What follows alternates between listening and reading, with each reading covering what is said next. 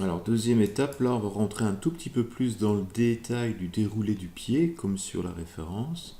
Donc, ici, ce qui est important, c'est d'avoir un pied qui est en dessous du genou, donc c'est-à-dire ne pas casser, ne pas trop casser le pied, par exemple. Ok. Donc, avoir quand même une distance correcte. Donc, à la limite, vous pouvez aussi avoir ça, pourquoi pas. Mais ne pas avoir un pied qui est trop en dessous du genou, donc vers l'intérieur, ou trop à l'extérieur du genou, hein, toujours dans une idée d'articulation. Donc, sur la frime 0, le pied est relevé ici. Peut-être faire comme ça vous voyez, voilà, plus ou moins mes contrôleurs. Donc, frime 0, frime 1, on a le pied qui est en contact avec le sol. Frime 4, le pied est toujours en contact avec le sol.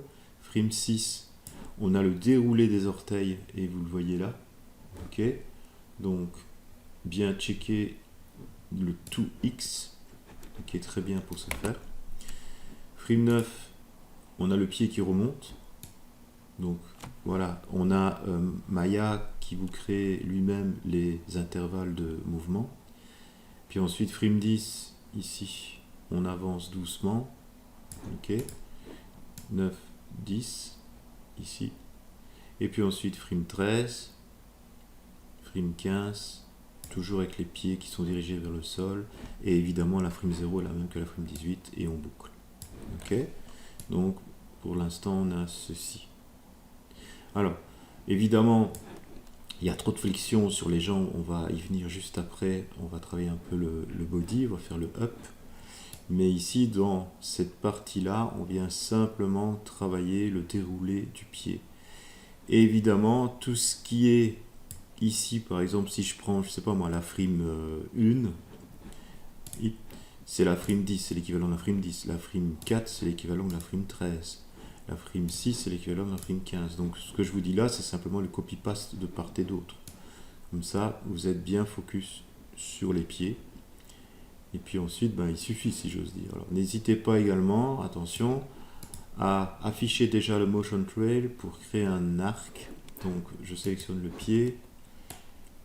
Voilà. Et là, vous avez le motion trail.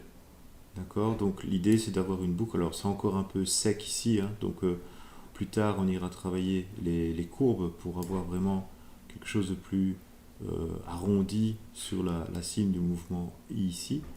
Mais l'idée, c'est déjà d'avoir plus ou moins cette trajectoire en sélectionnant le pied et en allant chercher le motion trail. Deuxième chose, très important, le pied, au fait, l'idée, c'est qu'il ne glisse pas quand il est sur le sol. D'accord. Donc, que ce soit dans une reel ou même en le faisant dans Maya, en reportant la distance du pied sur le main, donc comme je vous ai déjà expliqué dans une petite vidéo sur ma chaîne YouTube. Ici, ce qui est important, c'est sur l'axe Z, c'est d'avoir une ligne droite à partir du point de contact. Ici, mon pied il est en contact, je vais faire comme ça, voilà. Mon pied est en contact de la frime 0 à la frime 6, parce qu'on a encore les orteils qui se posent sur le sol. Mais cette partie-là doit être linéaire. Je ne sais pas si vous voyez chez moi, hein. Je vais faire comme ça. Ok, linéaire. Tout ça, c'est linéaire. Donc, il n'y a pas, si je prends ma courbe de Bézier, il n'y a pas de ce genre de mouvement. Si vous avez ça, vous allez avoir le pied qui va ralentir, qui va accélérer par la suite, et là, il y aura glissement. Donc, essayez vraiment d'avoir vraiment cette ligne. Ok, vous avez vu, hein, linéaire, linéaire. Je ne suis pas en autospan legacy, je suis bien en linéaire ici. Donc je l'ai bien répété pour que vous le faisiez chez vous, que ce soit important de bien comprendre donc cette particularité au niveau du pied. Ensuite, il suffit, si j'ose dire, de bien manipuler les différents contrôleurs, en sachant ici que j'ai surtout manipulé le ball X et également le 2X. J'ai manipulé également l'axe Y et bien sûr l'axe Z. Voilà. Donc voici pour cette partie, la deuxième partie au niveau des pieds.